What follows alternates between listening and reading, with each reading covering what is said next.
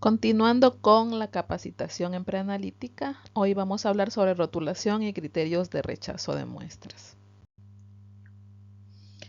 Es importante saber que la técnica empleada es la más importante.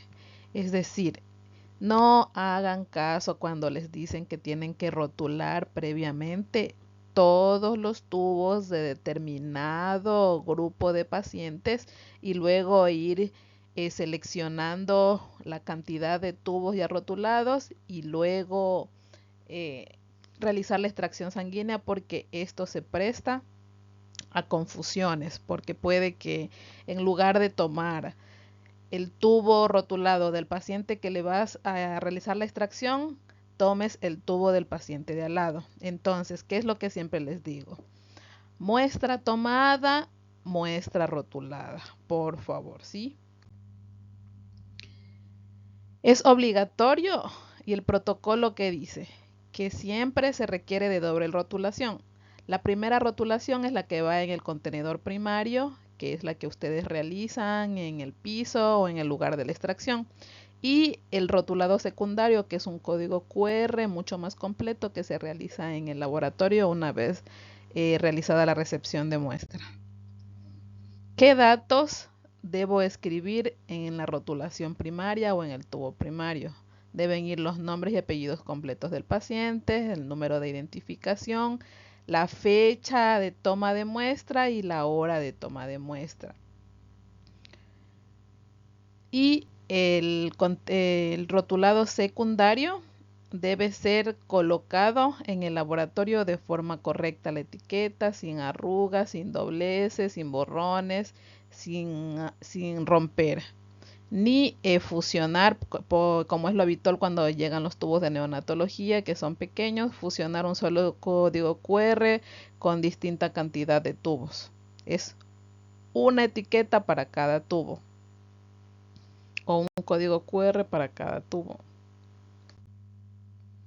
Hay casos particulares o especiales de rotulación que llevan un código de 17 dígitos según el país o el protocolo de cada institución de salud, en 3 escenarios distintos. El primero es cuando el paciente no se acuerda de su número de identificación, DNI o pasaporte. El segundo es en el caso de los pacientes recién nacidos, y el tercer escenario, que es el más común, cuando encuentran por la calle pacientes que requieren de soporte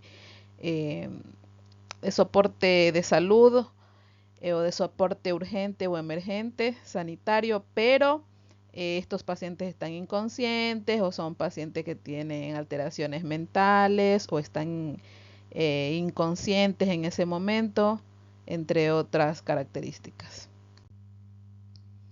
Ahora, los escenarios más habituales y con casos reales. Les presento aquí un caso de una gasometría que viene de emergencia, pero nos llevan con el pedido, pero la muestra no está rotulada.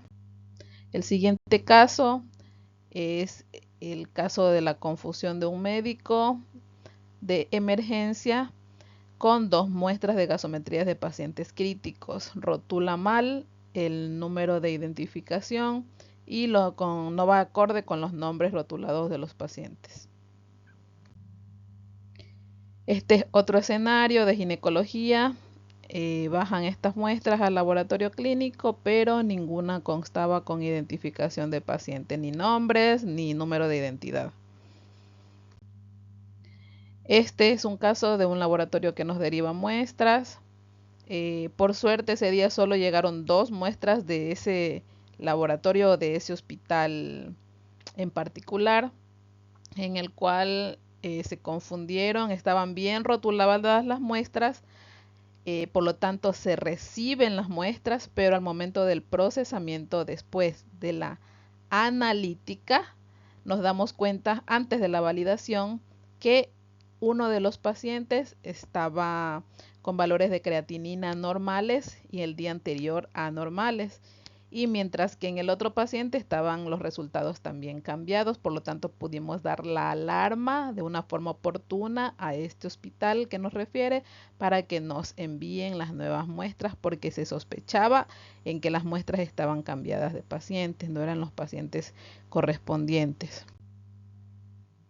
Ahora, eh, hablemos de los criterios de rechazo de muestras. Siempre ustedes se molestan o se quejan del por qué el laboratorio les rechaza las muestras, pero hay muchos interfirientes dentro de la preanalítica que si no se controlan, posteriormente se van a ver reflejados en el resultado como se dieron cuenta en el paciente anterior. Entonces, se rechazan las muestras mal identificadas o mal rotuladas, las muestras hemolizadas, coaguladas,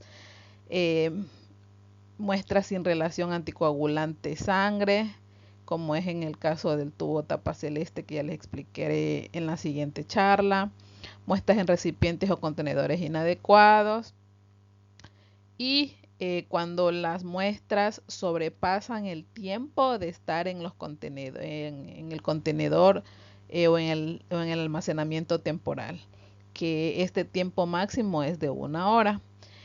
Entre otros. ¿Y cuál es el entre otros? ¿Por qué les hago o les recalco ese etcétera? Porque cada día ustedes llegan con criterios de rechazo que nos sorprenden más. Y con respecto a las muestras de orinas, pues obviamente también muestras mal rotuladas o mal identificadas cuando ya van en contenedores inapropiados, como es el caso de contenedores cuando son estériles, nos llevan en tarrinas, en vasos de yogures, de refresco, o cuando son muestras de orina de 24 horas, que no saben que cuando se van al trabajo o salen de casa y tienen ganas de orinar o de miccionar, tienen que esas muestras recolectarlas en un recipiente igualmente estéril y llevarlas a su casa y agregarlas en el contenedor en donde estaban realizando la recolección de esa orina en la casa, ¿sí? Todas las orinas de 24 horas que usted realice en el periodo de 24 horas tienen que estar en ese envase, porque ustedes, si usted se salta una orina, las que realiza en el trabajo, las que realiza fuera de su casa, pues eso contribuye a que el resultado que posteriormente se va a evidenciar va a ser inexacto. Sí, entonces probablemente se puede hacer un mal diagnóstico de alguna alteración renal. Sí, o muestras también que estén obviamente contaminadas, que también se rechazan. Por ejemplo, nos han llegado muestras con piedras, con arena, con tierra, con café, con chocolate, con mantequilla, entre otras condiciones.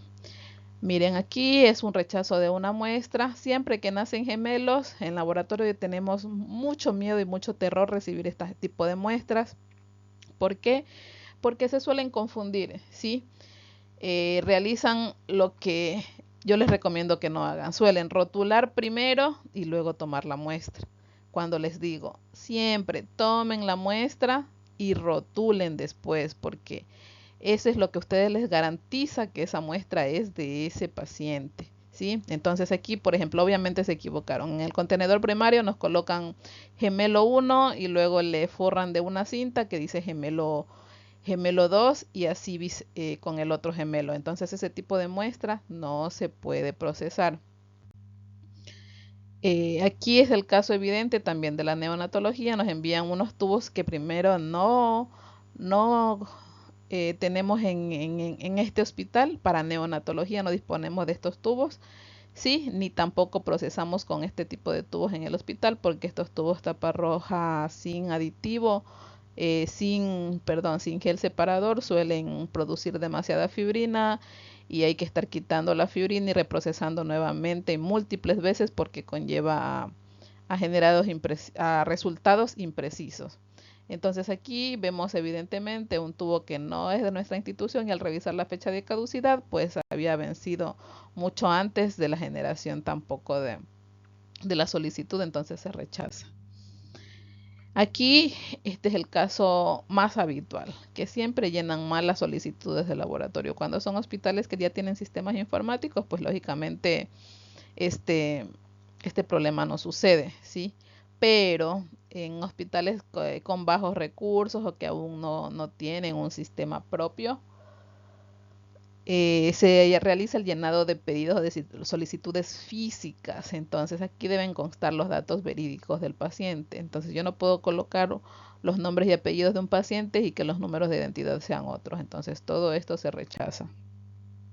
Aquí es el escenario también más común de las típicas recolecciones de orinas de 24 horas, en los cuales colocan las fechas de recolección, la hora de toma, pero se olvidan de los datos del paciente.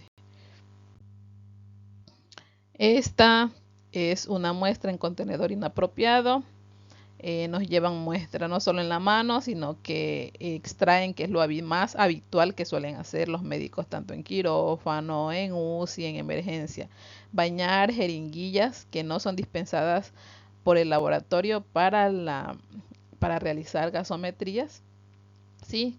Ellos utilizan jeringuillas de 3 ml que las bañan con heparina sódica, lo cual no es recomendado porque las jeringuillas que se dispensan en laboratorio para gasometría son jeringuillas de 1 ml que ya vienen bañadas con heparinas de litio y ustedes saben el por qué, ¿sí? Aquí otro rechazo de muestra habitual, que es las muestras hemolizadas. Como ustedes saben, la hemólisis se ve después de la centrifugación, por lo tanto siempre se avisa del rechazo de las muestras una vez recibidas. Este es un ejemplo claro del por qué se rechazan las muestras hemolizadas. Este es un paciente que llega a emergencia, sí, con signos de hiponatremia, pero si se dan cuenta, en el primer gráfico, miren cómo en la muestra hemolizada por rotura de los hematíes se eleva el sodio, ¿sí? Lo normal del paciente, o sea, lo que concordaba, el resultado que concordaba con la clínica del paciente era este sodio de 121, ¿sí? Mientras que con hemólisis se refleja un sodio de 155 mil equivalentes litros. Y el cloro, el paciente tiene valores de 84, mientras que con la hemólisis 128. ¿Sí? Entonces, al evidenciar esto, se solicitó nueva muestra y al llevarnos una muestra bien tomada, pues los resultados sí concordaban con la clínica del paciente. Por lo tanto, se confirma el criterio de que la hemólisis altera los resultados del laboratorio. No solo es esto, sino que hay muchos más parámetros del procesamiento de proteínas, de enzimas, de vitaminas que son alterados a productos de la hemólisis, pero que muchas veces los médicos se suelen enojar porque se les rechaza las muestras, pero desconocen sobre estas complicaciones o estos perjuicios para la salud del paciente. Otro criterio de rechazo, que son las muestras coaguladas. La principal queja es que porque se les rechaza la gasometría si no se evidencia los coágulos en la jeringuilla, porque según los médicos tiene heparina. Pero como se podrán dar cuenta, primero esta es una jeringuilla que no es propia del laboratorio, es una que es bañada con heparina sódica. Y al momento de extraer la primera burbuja de aire, pues vemos que aquí sobresale el coágulo. Y otro criterio de rechazo, que es lo que les digo que cada vez nos sorprenden más, es que miren, este es un tubo tapa lila y este es el tubo tapa roja, le intercambian las tapas. Y si saben que hasta la tapa tiene anticoagulante, entonces si yo ya contamino el tubo con anticoagulante, pues ya no me va a reflejar resultados normales, ¿sí? Y esto es todo y nos vemos en la siguiente tutoría.